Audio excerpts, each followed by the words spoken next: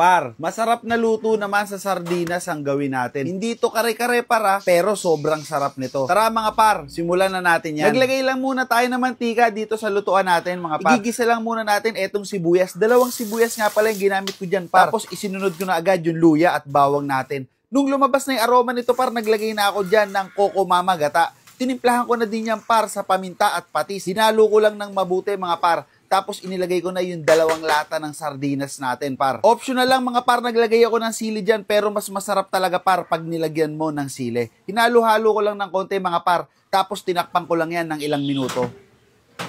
Makalipas ang ilang minuto mga par, inilagay ko na dyan yung talong natin. Naprito ko na nga pala yan mga par. Naglagay din tayo par dito ng pechay. Tatakpan ko lang yan par ng mga ilang minuto hanggang sa maluto lang yung gulay natin. Ganun lang kabilis par, meron ka ng napakasarap na ginataang sardinas with pechay. Kung nagustuhan mo naman itong video na to par, wag mo naman kalimutan i-like at i-share. Salamat sa panonood par.